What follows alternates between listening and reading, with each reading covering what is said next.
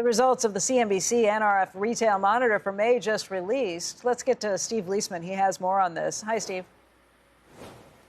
Hey, Becky. Consumer spending growth slowed in May, apparent payback from strong April outlays that were propelled by consumers pulling forward purchases ahead of tariffs.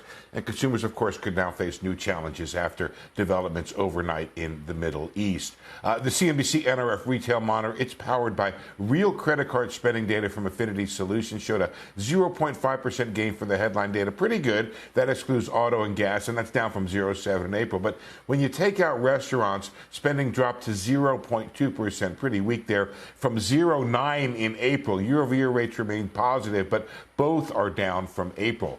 8 of 12 sectors were up, led by digital products and restaurants and bars, but apparel also increased, not showing much tariff effect there, along with sporting goods and hobbies. Those are a sign that discretionary spending continues to be relatively in pretty good shape. Declines came from gas prices, but also furniture and electronics. Those are two areas that could be showing some tariff impact.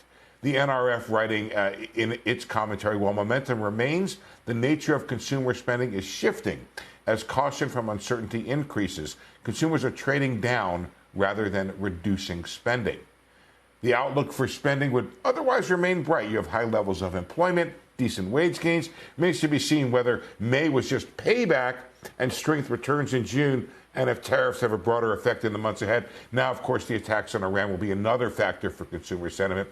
Lower gas prices were a big positive for consumers, both for sentiment and, of course, for prices, offsetting some of the gains we saw in the overall index. Becky? Yeah, Gary Cohn was just here yesterday as the markets were celebrating these lower than expected inflationary prints we got both on Wednesday and Thursday of this week, talking about how he talks to Walmart and their managers will tell you that if somebody fills up with gas thinking it's going to be $80 at the gas pump, it turns out it's only $62. They'll take that $18 and go inside and spend it immediately at the stores. So higher oil prices are a concern, but we'll see if it hangs in there. Halima Croft earlier this morning said that the market's gotten burned. Oil traders have gotten burned in the past thinking that some of these geopolitical issues will keep oil prices higher, and that hasn't been the case, at least to date. Yeah, they've been. Usually these things snap back pretty quickly. And of course, it's a new era with so much U.S. production. I think if I had to guess, the market is trading right now on the fear of a wider conflict, one that could disrupt more broadly oil supplies from the Middle East. And of course, there was an anticipation among some that perhaps Iran would return to global markets. So that's an issue as well.